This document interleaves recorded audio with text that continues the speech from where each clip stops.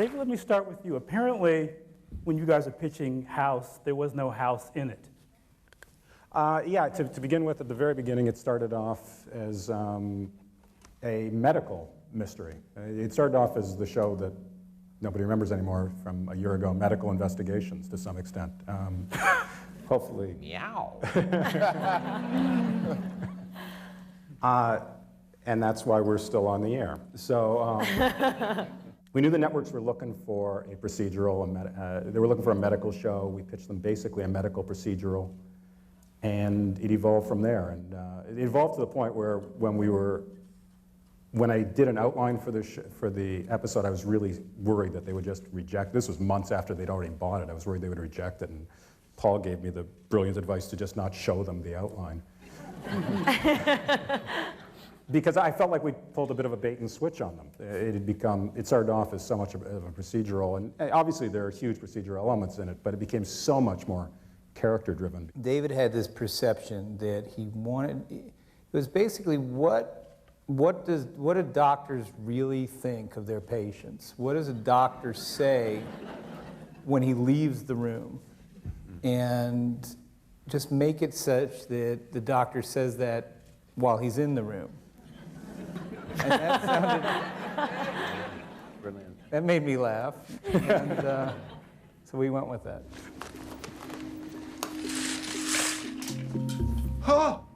It's not naturally a part of medical shows. Well, this is it's a real breakthrough. but in medicine, if you really think about it, the dealing with the trauma of dying people and sick people day in, day out, a brand of humor, I think it's among police officers, I think it's among rescue workers, firemen, the only way to deal with it is with that kind of humor. But the answer to your question is yes, it's a major breakthrough.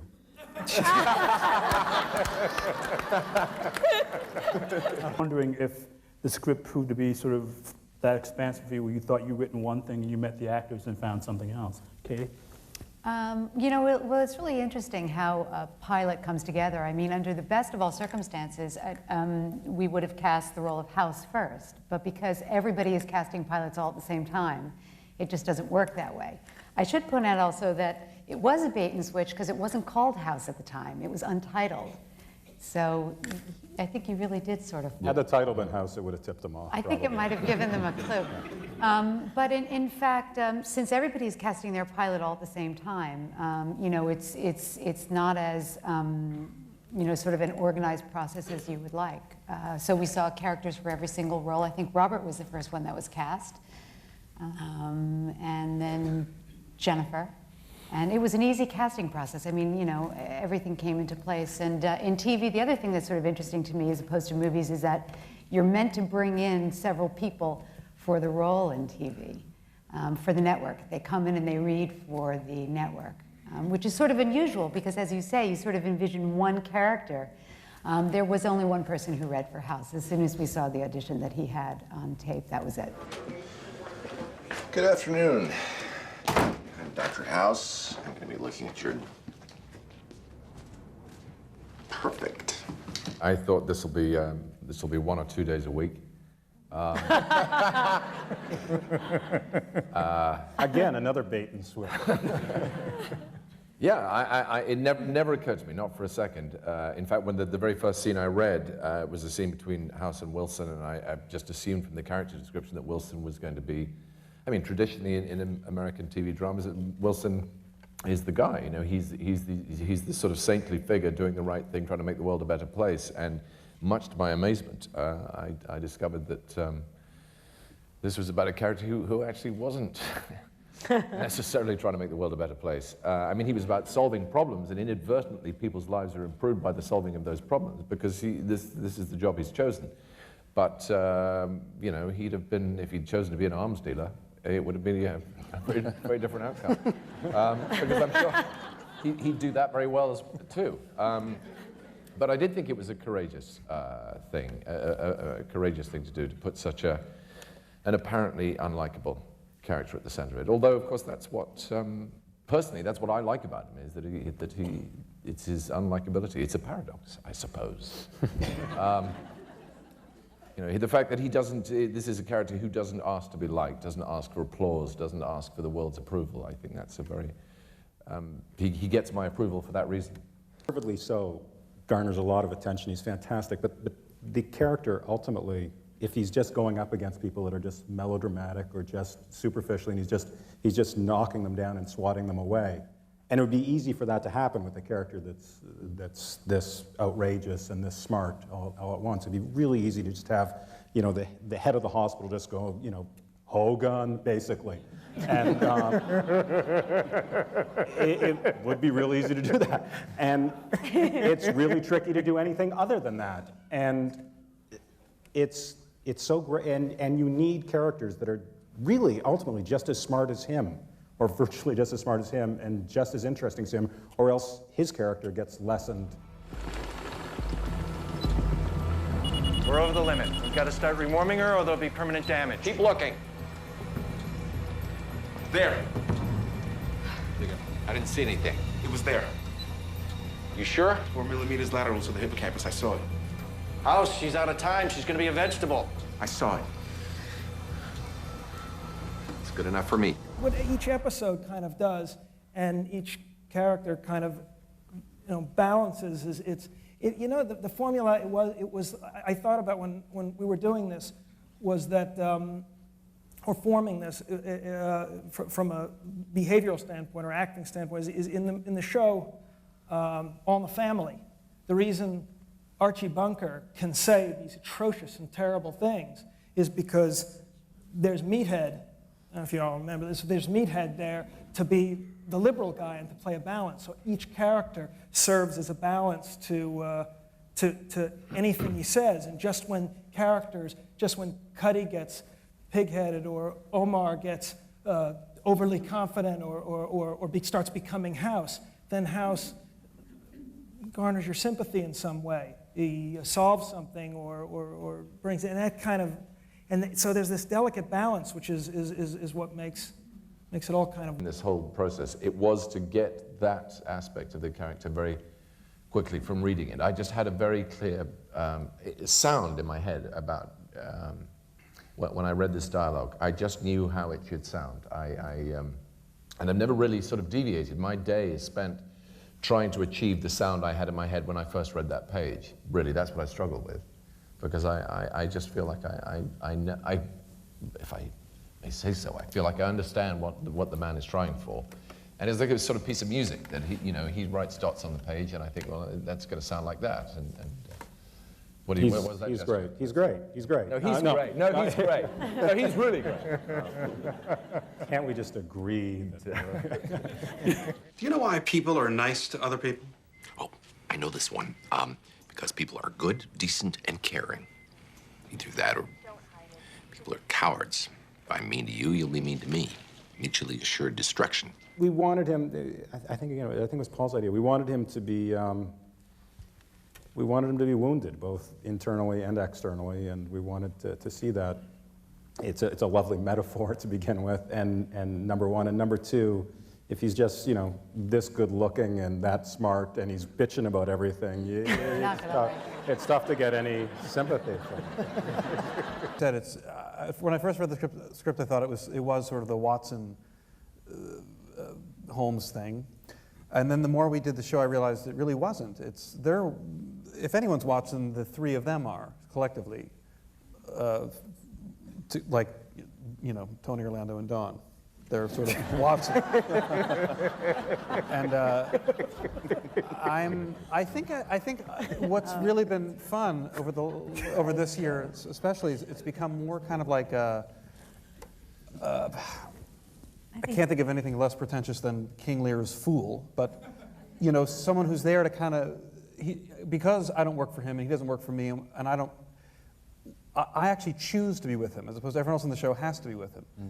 And I think, and I keep chirping in his ear, I think, in a lot of ways, the truth. There must be something better than the Fool, but that example of the sort of, that's what he's... Pooh and Tigger. Or Pooh and Tigger, as I once used.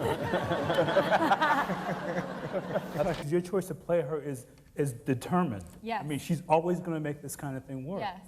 Yeah, well, there's certain things she believes in. I mean, there's certain things that she stands on that she will not let down about, you know, and that is the foundation. That is her, almost religion in a sense, her ethics and her morals and her values and the things that she's decided are her identity for her at this point in her life, you know, so there is no breaking her on that stuff.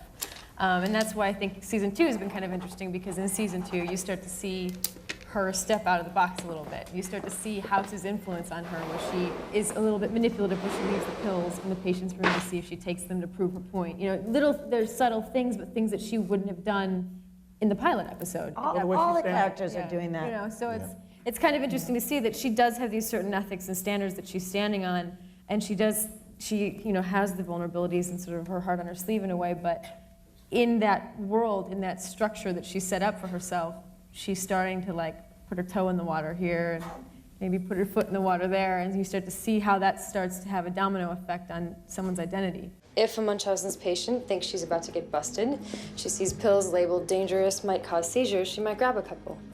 And if that label were accidentally on a bottle of antibiotics, and if that bottle were accidentally left in her room. You set her up? Might have. It's Munchausen's. All this she did to herself.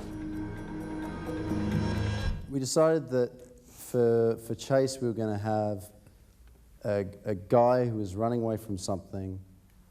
He was a guy that was basically to get where he wanted to be, he would do anything that he had to do.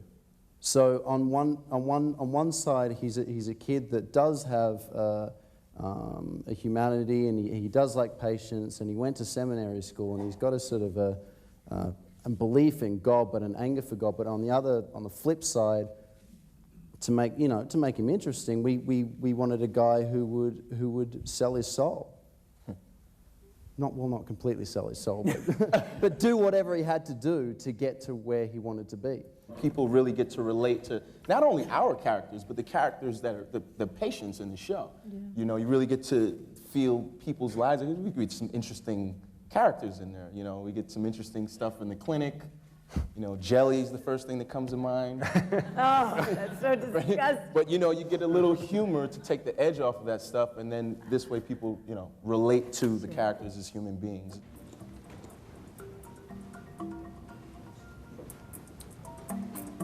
Okay, we have a neurological problem here. There's something wrong with my brain? Oh, yeah. It's a sort of a subtle difference in the sense I don't think the characters change that much, but stuff is revealed about them, and you learn more about them. And in that sense, they may appear to change. And there's going to be some change. There's going to be some growth, but it's got to be really subtle. It's more about learning more about them and at the same time, revealing other mysteries. That really is the challenge, is for everything you reveal to raise questions at the same time. Is that a part for you, Cuddy, just for keeping that sort of core of the I character think it's central? important that they have a lot of sex next season, that's all. We would love to know where the show is going. I think David would love to know where the show is going. I mean, it's, you know, I don't really mind particularly where the character goes, as long as it's in line with how the show is going and how it's written, and you know, I think that the show will you know, it will develop and change over time, but I'm not really too fussed about what act specifically happens to my character or any character. I think it's just as long as the show itself grows and develops and continues to do the good work that we've been doing all along. I think it'll be a successful spin-off with me.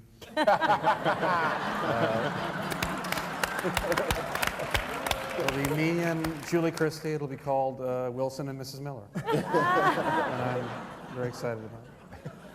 I have no idea. I don't know. As long as, I don't know. Foreman's thing is to not become House. So. Well, he sort of got to be House for a little bit when he was. Yeah, so we'll, I don't know. You know, kids and a wife or something. You should birth a bunch of babies, and one will be nearsighted, and one will be blonde, and one will be black, and one will have a lip. Yeah, one should be black. And everybody will be so confused. What's she been up to? What goes on in that office?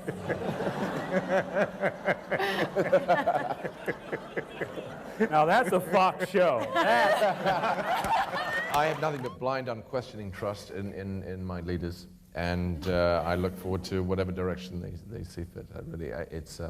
Apart from anything else, I actually think that my theory about television is that by and large, the central regular characters actually don't change, don't go anywhere. That's sort of what defines television as opposed to film. There's a difference between television. Peripheral characters change, they fall in love and die and whatever. And the central characters tend not to. What are you saying? No, I'm just that with life events. Life events. And in films, it tends to be the other way around. So I'm actually, in that sense, content for House to sort of remain. I mean, things can be revealed and slight variations upon a theme, but it is about remaining the same in a sense, much like people do.